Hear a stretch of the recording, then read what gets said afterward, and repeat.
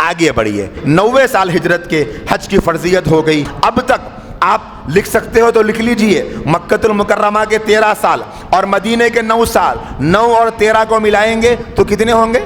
22 سال۔ 22 سال تک مشرکین مکہ خانہ کعبہ کا طواف کرتے تھے برہنہ، کپڑوں کو نکال کر۔ ان کا ذہن یہ بن گیا تھا کہ ہم جن کپڑوں میں گناہ کرتے ان کپڑوں سے ہم طواف نہیں کر سکتے، تو 22 سال تک یہ رسم چلتی رہی۔ یہ ہجرت کے 90 سال اللہ تبارک و تعالیٰ نے حکم دے دیا اور فرمایا یا ایھا الذین آمنوا انما المشرکون نجس فلا یقربوا المسجد الحرام بعد عامہم ھذا۔ اس سال کے بعد میں مشرکین اب حرم میں نہیں آنا۔ ایک صحابی تھے، اللہ کے نبی علیہ السلام نے ان کے ذریعے سے پہلے ایک مرتبہ حج کروا دیا تھا، جن کا نام عتاب بن اسید تھا رضی اللہ تعالیٰ عنہ۔ اب اس مرتبہ جب حج کا حکم آیا تو اللہ کے نبی علیہ السلام نے ابو بکر کو بھیجا، ابو بکر حج کے لیے گئے۔ چونکہ مشرکین مکہ برہنہ طواف کرتے تو اللہ کے نبی جانا پسند نہیں کرے، حضرت علی کو اللہ کے نبی نے یہ آیتیں دے کر بھیجی کہ جا کر ابو بکر کو سناؤ۔ تو فرماتے ہیں کہ یہ آیتیں لے کر میں اس طریقے سے جا کر آواز لگایا، حضرت ابو ہریرہ اور میں جا کر اتنے اعلانات کرے، ہر خیمے میں جا کر ہم نے اعلان کر دیا آج کے بعد مشرکین حرم میں نہیں آنا۔ حضرت علی فرماتے ہیں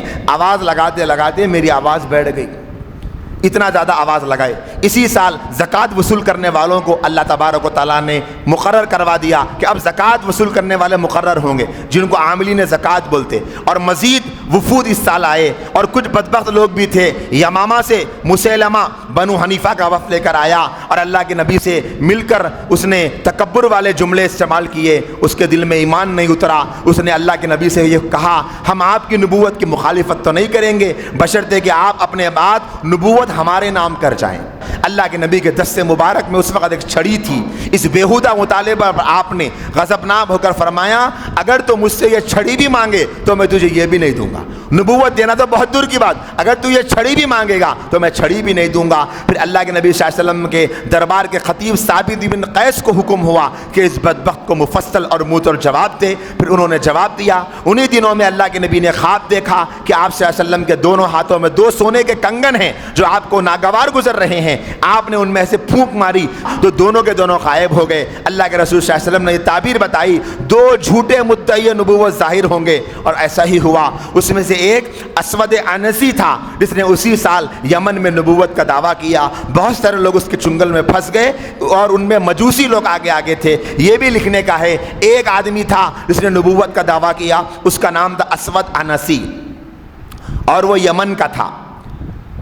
پہلا جو تھا وہ مسیلمہ یمامہ کا، اور دوسرا جو تھا یمن کا اسود انسی۔ اللہ کے نبی صلی اللہ علیہ وسلم نے اس کے بعد حجۃ الوداع کے لیے آپ نے ارادہ ظاہر فرمایا۔ ہر طرف ہلچل مچ گئی۔ آپ کے مبارک سفر میں آپ کے ساتھ یہ سعادت حاصل کرنے کے لیے مسلمان پروانہ وار امن پڑے۔ اللہ کے نبی صلی اللہ علیہ وسلم نے اس سفر میں تمام ازواج کو ساتھ لے لیا، چونکہ اللہ کے نبی کا یہ آخری حج تھا، حجۃ الوداع جس کو کہتے ہیں آخری حج۔ یہی آپ کا نبوت کے اعلان کے بعد پہلا حج بھی ہے اور یہی آخری حج تھا۔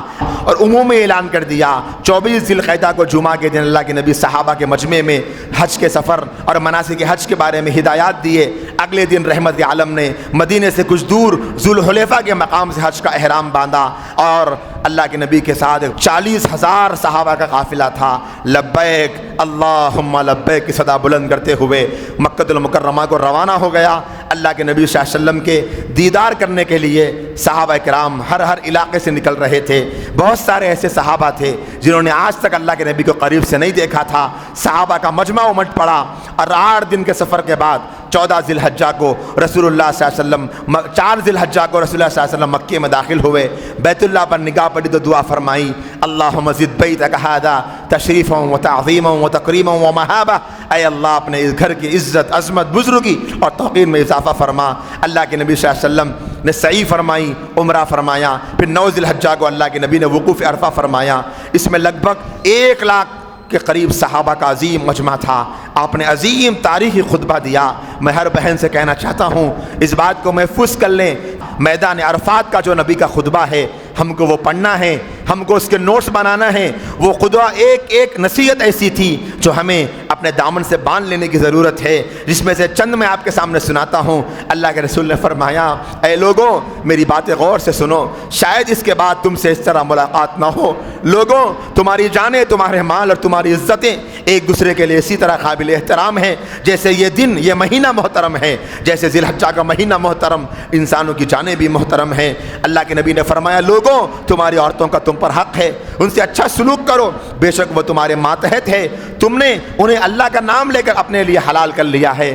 پھر اللہ کے نبی نے ایک نصیحت فرمائی، لوگوں یاد رکھو ہر مسلمان دوسرے مسلمان کا بھائی ہے اور تمام مسلمان آپس میں بھائی بھائی ہیں، کسی کے لیے جائز نہیں ہے کہ وہ اپنے بھائی کے مال میں سے کوئی چیز اس کی مرضی کے بغیر لے لے۔ اللہ کے نبی صلی اللہ علیہ وسلم نصیحتیں فرمائی، پھر اس کے بعد پوری امت کے اس نمائندہ اجتماع سے آپ نے پوچھا، تم سے قیامت کے دن میرے بارے میں سوال کیا جائے گا، بتاؤ تم کیا جواب دو گے؟ سارا مجمع ایک زبان ہو کر بولا، ہم گواہی دیں گے کہ آپ نے رب کا پیغام پہنچا دیا، اپنا فرض پورا کر دیا اور ہماری خیر خواہی کا حق ادا فرما دیا۔ اللہ کے نبی نے اپنی انگلی مبارک کو آسمان کی طرف اٹھایا اور فرمایا، اے اللہ آپ گواہ رہنا۔ اللہ کے نبی نے صحابہ سے ایک نصیحت یہ فرمائی، جو یہاں موجود ہے وہ ان لوگوں تک یہ باتیں پہنچا دے جو یہاں نہیں ہیں۔ اللہ کے نبی نے یہ بھی نصیحت فرمائی کہ تم غائبین تک میرا پیغام پہنچا دو۔ پھر اللہ کے نبی ظہر اور عصر کی نماز ایک ساتھ ادا فرمائے، قبلہ رخ ہو کر سورج غروب ہونے تک کھڑے کھڑے گریہ وزاری کے ساتھ میں اللہ سے دعائیں کرتے رہے۔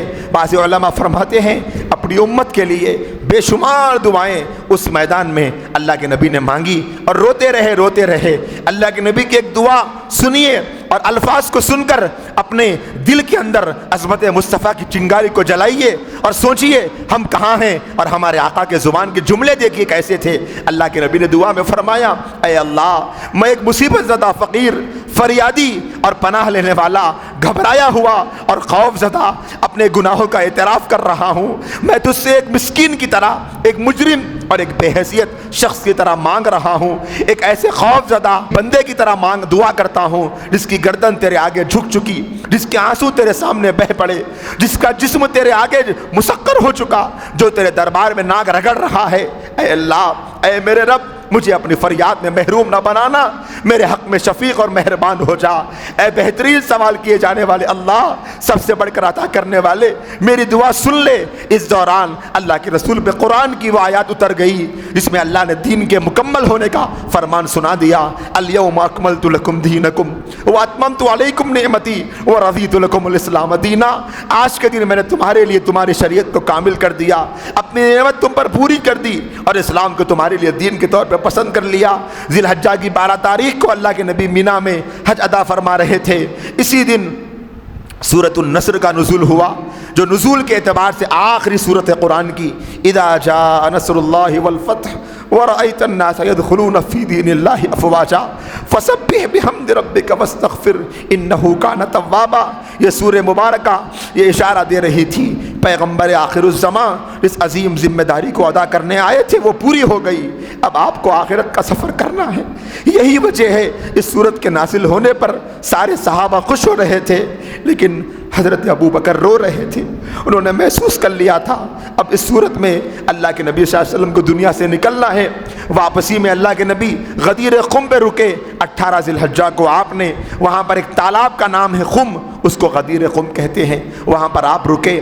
آپ نے صحابہ کرام کو نصیحت کی، فرمایا میں تمہارے درمیان 2 اہم چیزیں چھوڑ کے جا رہا ہوں، ایک کتاب اللہ اور ایک اپنے اہل بیت کو۔ کتاب اللہ کو تھامے رہو، کامیاب ہو جاؤ گے۔ اہل بیت کے بارے میں تمہیں اللہ کو یاد دلاتا ہوں، تم اہل بیت کے ساتھ میں زیادتی مت کرنا۔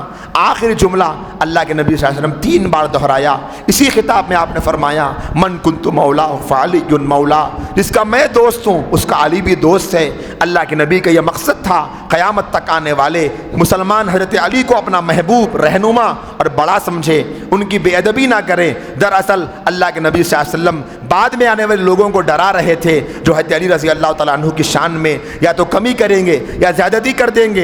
اللہ کے نبی صلی اللہ علیہ وسلم نے یہاں پر من کنتم مولا فرمایا ہے۔ علماء فرماتے ہیں مولا کے لگ بھگ 30 معنی ہیں۔ اس میں سے ایک معنی دوست ہے، محبوب ہے، مددگار ہے، آزاد کردہ غلام ہے، مالک، سردار اور آقا ہے۔ صحابہ کرام کے جمع غفیر نے یہ روایت سنی، مگر سب نے اس کا مطلب یہی لیا کہ حضرت علی بھی ہمارے بڑے ہیں، محبوب ہے، دوست ہے۔ کسی نے بھی حضرت علی کو امام نہیں مانا۔ یہاں سے حضرت علی رضی اللہ عنہ کے امام مانے جانے کا عقیدہ نہیں نکلتا، بلکہ حضرت علی رضی اللہ تعالیٰ عنہ مولا ہے تمام مسلمانوں کے اور آقا ہے، یقیناً وہ ہم سب کے بڑے ہیں اور ہم سب پر ان کے بہت احسانات ہیں۔ اب اللہ کے نبی صلی اللہ علیہ وسلم کے آخرت کا سفر شروع ہونے کا وقت آ چکا تھا۔